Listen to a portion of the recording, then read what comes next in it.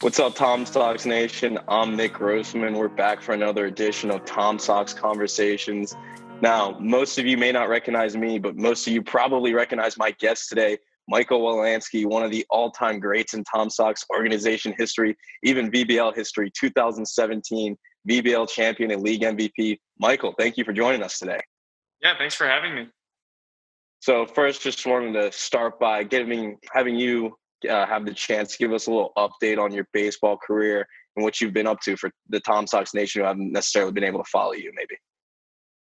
Yeah, so after my season with the Tom Sox, I went back to Worcester my junior year and had a lot of interest from pro scouts. I had a really good year with Worcester my senior year. Ended up hitting around probably 400 again, and ended up getting drafted in the 18th round by the Houston Astros, which was really exciting.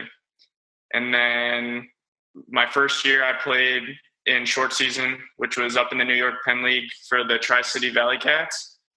And this last year was my first full season. I was in low A with the Quad City River Bandits in the Midwest League.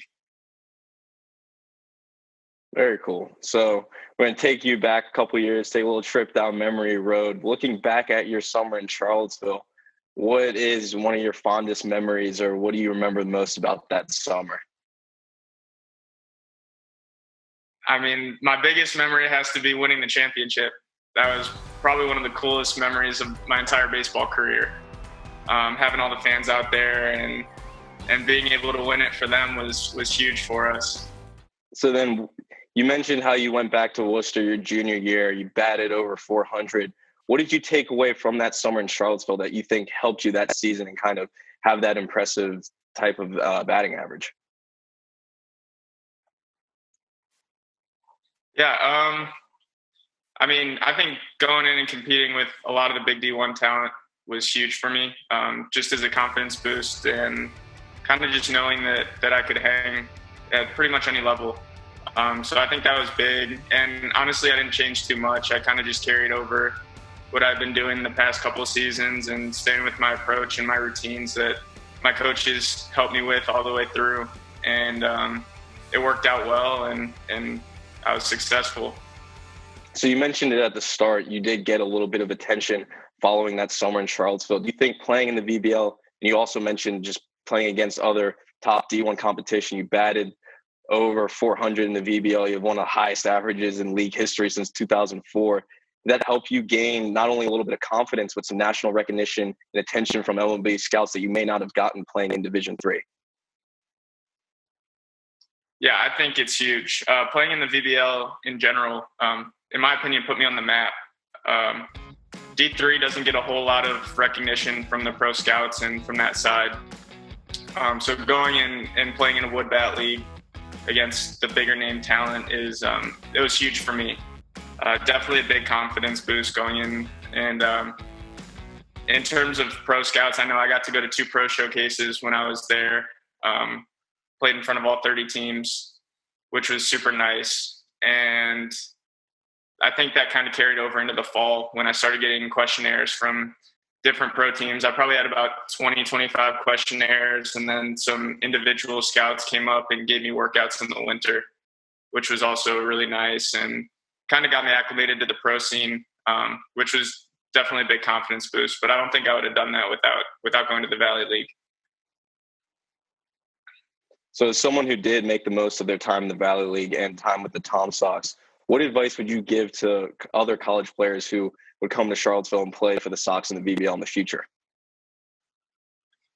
The biggest thing is just have a lot of fun, because that's really what our whole team did. And we bought into a lot of team chemistry, and we're playing for more the team rather than just ourselves, which I think was a huge shock to me going into summer ball. I wasn't expecting the camaraderie that we had.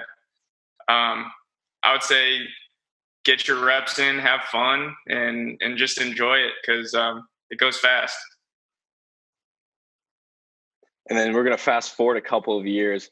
Can you walk me through the feeling of being drafted, 18th round, you said, defending world champions, the Houston Astros, and you were the first D3 player taken in that draft. So just kind of walk me through how that felt.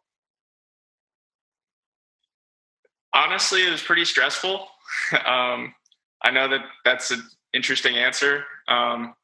There's a lot of talk. I had an advisor, and he kind of told me he had an idea of where I could go, but it's all super uncertain come draft day.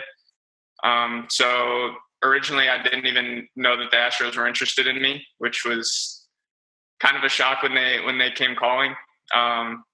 But as the day kept going on, what I had been told at the beginning of the day didn't really end up happening. And eventually I shut my computer after about the 15th round and was just hanging out with my family. And then my agent called me and was like, "Hey, you got 3 teams bidding on you right now. Will you take this number? And like, will you go?" And I was like, "Yeah, of course. Like, sounds great." So, and then he was like, "Okay, and like the next round, you're probably going to go." So all of a sudden my name popped up on the draft tracker and my dad saw it and he was like, "Hey, Mike, you just got drafted." Like, and then I didn't get a phone call, which they said I was going to get. So I was a little confused. But then I got one about 5 minutes later and they were like, "Congrats, welcome. We're super excited to have you." And I mean, it was just surreal at that point. I was with my family, my girlfriend, and we celebrated, and it was just what you work for and what you've dreamed your entire life. Very, very cool moment. Definitely once in a lifetime. So since you've been drafted and you've played single A, what experiences from your summer in Charlottesville and your time in the VBL have you leaned on during the single A ball or time spent in the minors? Probably one of my biggest things I would say is like, it doesn't matter where you come from. We're all here for a reason, and I know that I can hang with everybody.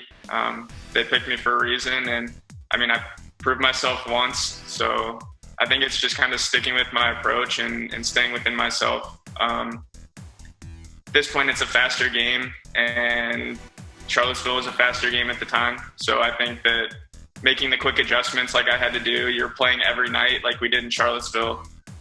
So that's also a difference instead of 3-4 times a week in college. But I think just making the quick adjustments that you have to make definitely helped. And Charlottesville gave me a great insight into that. And then one last question. What does it feel like to have played a role in establishing a Tom Sox Worcester connection where you see guys like Dan Harwood trying to follow in your footsteps as he did this past summer? It's awesome. I mean, I try and recommend to anybody I can from Worcester to the Tom Sox now. And I know Dan had a good season last year and had a ton of fun. I was talking to him a bunch. But yeah, I'm hopeful that connection stays and somebody ends up playing better than me, and then we can leave a little legacy going. So, yeah. I'm sure if someone can manage to have a better season than you did with the Sox, Tom Sox Nation will love them. Worcester will love to have them. So definitely both sides would be on board for that because you had impressive seasons with both teams. Yes, definitely. So I want to thank you for coming out today and taking the time to talk to me. And Tom Sox Nation, I hope you appreciate listening to an all-time VBL and Tom Sox legend and Michael. Best of luck in the future, and hopefully you guys are back playing baseball soon. I sure hope so. Yeah, thanks again for having me. It was awesome. Of course. And Tom Sox Nation, if you like this content or any other Tom Sox content, be sure to follow us on Facebook and Twitter. Check out our YouTube page. Got a bunch of content coming out this summer. And as always, go Sox.